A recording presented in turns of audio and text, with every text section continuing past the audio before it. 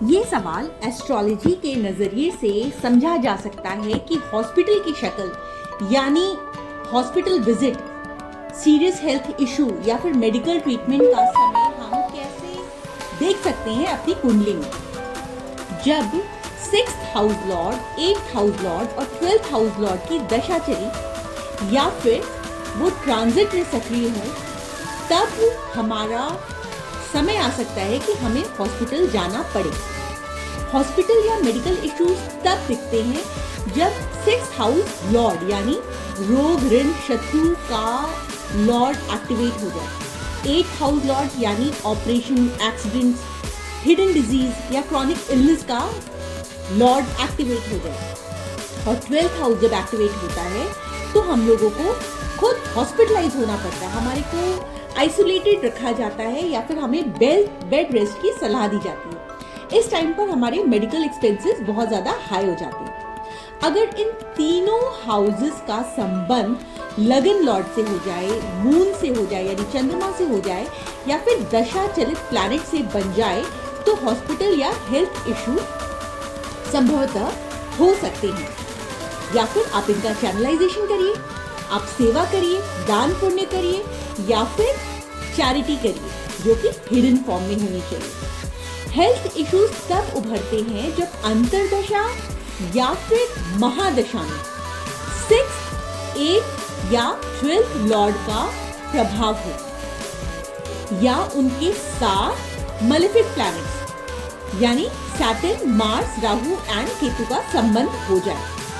जब चंद्रमा पर प्रेशर होता है, जैसे चंद्रमा पे सैटर्न या राहु की दृष्टि आ जाए, ट्रांजिट में चंद्रमा राहु या सैटर्न के साथ बैठ जाए, तब भी हम लोगों को हॉस्पिटल की शक्ल देखनी पड़ सकती है। अगर किसी व्यक्ति की शनि महादशा या फिर केतु अंतरदशा चल रही हो या दोनों 6th, 8th और 12th हाउसेस से संबंधित हो जाए, तो बीमारी, ऑपरेशन या हॉस्पिटल विजिट का योग बन सकता है। कई बार जब 12th हाउस लॉर्ड की दशा एक्टिवेट होती है तो हम लोगों को हॉस्पिटलाइज हो जाना पड़ता है। जब हम हॉस्पिटलाइज होते हैं तो क्या होता है, हम लोगों को अकेले थकेले बेड पे आराम करने को कहा जाता है, ज्यादा बातचीत करने को नहीं कहा जाता, हम घर से दूर हो जाते हैं, क्योंकि जो 12th हाउस है वो आपको आइसोलेट करता है। ट्रांजिट से हॉस्पिटल के योग को हम कैसे चेक कर सकते हैं?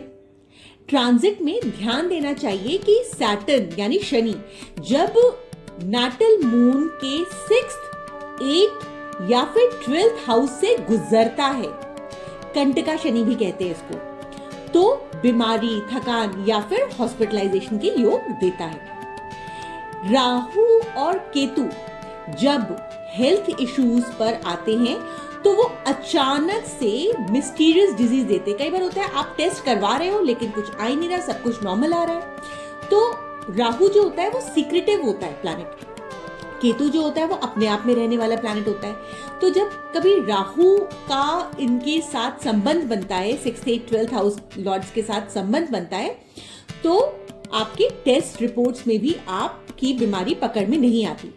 मंगल अगर 8th या 12th हाउस में ट्रांजिट करे तो सर्जरी या फिर इंजरी के भी योग बन सकते हैं।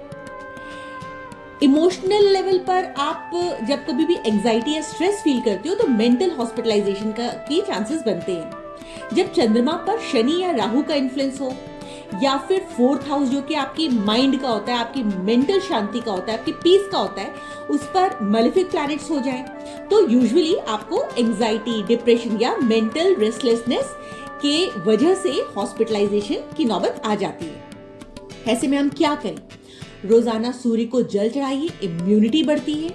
हनुमान चालीसा का या महामृत्युंजय मंत्र का जाप करिए। मंगलवार या शनिवार को गरीबों या बीमारों को फल या दवाई दान करें। और 6th, 8th और 12th हाउस के जो लॉर्ड होते हैं उनकी ग्रहों को शांति देने वाले उपाय करें। यदि आप ये सारे उपाय करते हैं तो जब भी कभी दशा आएगी आपको छुएगी और छू करके चली जाएगी, आपको बहुत ज्यादा दिक्कतों का सामना नहीं करना पड़ेगा। करके देखिए और कमेंट बॉक्स में जरूर बताइए कि आपको क्या फर्क लगा। Thank you so much for watching.